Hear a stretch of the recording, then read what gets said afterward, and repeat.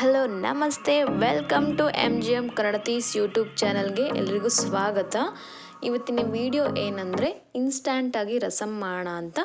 ತುಂಬ ಜಾಸ್ತಿ ಏನು ರಿಸ್ಕ್ ಇಲ್ಲ, ಸಿಂಪಲ್ಲಾಗಿ ಮಾಡೋವಂಥದ್ದು. ಬನ್ನಿ ಹೇಗೆ ಮಾಡೋದು ಅಂತ ಹೇಳ್ಕೊಡ್ತೀನಿ. ಒಂದು ಸಣ್ಣ ಪಾತ್ರೆಗೆ ನೀವು ನಿಮಗೆ ಎಷ್ಟು ಬೇಕೋ ಅಷ್ಟು ಪ್ರಮಾಣದಲ್ಲಿ ನೀರು ತಗೊಳ್ಳಿ. ಅದಕ್ಕೆ ಒಂದು ನಿಂಬೆಹಣ್ಣು ಗಾತ್ರದಷ್ಟು ಹುಣಸೆಹಣ್ಣು ಹಾಕ್ಕೊಳ್ಳಿ. 2 ಟೊಮೊಟೊ ಹಾಕ್ಕೊಳ್ಳಿ ಹುಳಿಗೆ. ನಾನಿಲ್ಲಿ ಮಾಡ್ತಾ ಇರೋದು ಇಬ್ರಿಗೋಸ್ಕರ ಅಷ್ಟೇ, ಸೊ ಅದಕ್ಕೆ ನಾನು 2 ಟೊಮೊಟೊ ಹಾಕ್ಕೊಂಡಿದ್ದೀನಿ. ಸ್ವಲ್ಪ ಮಟ್ಟಿಗೆ ಕರಿಬೇವನ್ನ ಹಾಕ್ಕೊಳ್ಳಿ, ಕೊತ್ತಂಬರಿ ಸ್ವಲ್ಪ ಹಾಕ್ಕೊಳ್ಳಿ, 1 ಸ್ಪೂನು ಅರಿಶಿನ ಹಾಕ್ಕೊಳ್ಳಿ. ಇದನ್ನೆಲ್ಲ ಚೆನ್ನಾಗಿ ನೀವು ಕೈಯಲ್ಲೇ ಸ್ಮ್ಯಾಶ್ ಮಾಡಿ, ರುಬ್ಬಕ್ಕಂತೂ ಹೋಗಬೇಡಿ. ಕೈಯಲ್ಲಿ ಸ್ಮ್ಯಾಶ್ ಮಾಡೋದ್ರಿಂದ ಟೇಸ್ಟ್ ಚೆನ್ನಾಗಿ ಕೂಡ ಬರುತ್ತೆ. ನಾವಿವಾಗ ಒಗ್ಗರಣೆ ಹಾಕಬೇಕು. ಒಗ್ಗರಣೆಗೆ ಬೇಕಾಗಿರೋ ಐಟಮ್ ಏನಂದರೆ ಬೆಳ್ಳುಳ್ಳಿ, ಒಣಮೆಣ್ಸಿನ್ಕಾಯಿ, ಮೆಣಸು, ಜೀರಿಗೆ. ಇದನ್ನು ತರ್ತರೆಯಾಗಿ ರುಬ್ಕೊಬೇಕು. ನೀರು ಹಾಕೊಂಡಲೇ ರುಬ್ಕೊಳ್ಳಿ. ತುಂಬ ನೈಸಿಗೆ ರುಬ್ಬಕ್ಕೆ ಹೋಗಬೇಡಿ, ತರ್ತರೆಯಾಗಿ ಇರಲಿ. ಸ್ವಲ್ಪ ಇಂಗನ್ನ ಹಾಕ್ಕೊಳ್ಳಿ. ಇಂಗು ಹಾಕೊಳ್ಳೋದ್ರಿಂದ ಜೀರ್ಣಕ್ರಿಯೆ ಬೇಗ ಆಗುತ್ತೆ.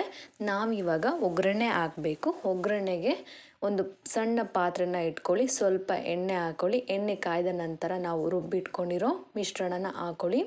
ಅದು ಸ್ವಲ್ಪ ಎಣ್ಣೆಯಲ್ಲಿ ಡ್ರೈ ಆಗಬೇಕು. ಎಣ್ಣೆಯಲ್ಲಿ ಡ್ರೈ ಆದಂಥ ನಾವು ಕಲಸಿಟ್ಕೊಂಡಿರೋ ಮಿಶ್ರಣನ ಹಾಕಬೇಕು. ಅದು ಚೆನ್ನಾಗಿ ಒಂದು ಕುದಿ ಬರಬೇಕು. ಸ್ವಲ್ಪ ಪ್ರಮಾಣದಲ್ಲಿ ಉಪ್ಪನ್ನ ಹಾಕ್ಕೊಳ್ಳಿ. ಎಷ್ಟು ಬೇಕೋ ರುಚಿಗೆ ಅಷ್ಟು ಉಪ್ಪು ಹಾಕ್ಕೊಳ್ಳಿ. ಆಮೇಲೆ ನಾವು ಹಾಕೊಬೋದು. ಚೆನ್ನಾಗಿ ಒಂದು ಕುದಿ ಬರಬೇಕು. ಕುದಿ ಬಂದ ನಂತರ ನೀವು ಬಿಸಿ ಬಿಸಿ ಅನ್ನಕ್ಕೆ ಹಾಕ್ಕೊಂಡು ತಿಂತಾಯಿದ್ರೆ ತುಂಬ ಚೆನ್ನಾಗಿರುತ್ತೆ, ಹಾಗೆ ಬೇಗ ಕೂಡ ಆಗುವಂಥದ್ದು. ಇದನ್ನು ಮನೇಲಿ ಒಂದ್ಸಲಿ ಈ ರೀತಿಯಾಗಿ ನೀವು ಟ್ರೈ ಮಾಡಿ ನೋಡಿ, ಹೇಗೆ ಬಂತು ಅಂತ ಕಮೆಂಟ್ ಮೂಲಕ ತಿಳಿಸಿ. ಹೀಗೆ ಹೊಸ ವೀಡಿಯೋದೊಂದಿಗೆ ಬರ್ತಾ ಇರ್ತೀವಿ. ನಮ್ಮ ಚಾನಲ್ನ ಸಬ್ಸ್ಕ್ರೈಬ್ ಮಾಡೋದು ಮರಿಬೇಡಿ. Thank you for watching.